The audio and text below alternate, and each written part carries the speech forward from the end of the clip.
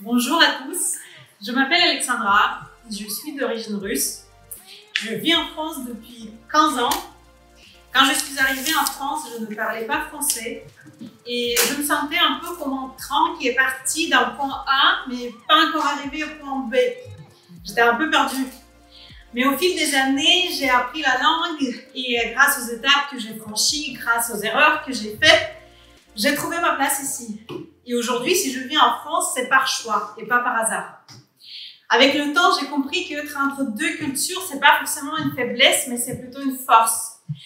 Et depuis le début de la guerre en Ukraine, j'ai réalisé que moi, je suis plus en train, mais je suis plutôt en pont. Je suis un pont entre deux cultures, entre la culture française et celle des pays slaves. Mais aussi, je suis un pont entre ceux qui sont comme moi, déjà bien installés en France, et ceux qui viennent d'arriver et cherchent leur place ici. Au départ, je suis venue à La Ruche avec un projet d'ouvrir un café international, un coffee shop, où les familles pourraient se réunir, passer un bon moment, etc. J'ai même fait des cours de barista, j'ai décroché un CDD. Aujourd'hui, je travaille dans un coffee shop à mi-temps. Mais grâce à ce programme d'incubation, j'ai découvert que en fait, ma mission, elle était plus large. Et ce que j'aimerais vraiment faire, c'est d'avoir un espace, un lieu de vie pour cette communauté russophone en France. Et mon projet aujourd'hui, il se repose sur 3 objectifs. Le premier, c'est aider les nouveaux arrivants. Ceux qui sont aujourd'hui, eux, qui ont des trains un peu... Il y en a qui sont en panne, il y en a qui c'est des TGV, qui ont beaucoup de choses à proposer. Et j'aimerais les accompagner. Et ce que je fais déjà aujourd'hui avec mes amis, c'est qu'on a organisé un club de conversation pour aider les gens à pratiquer le français dans un cadre bienveillant.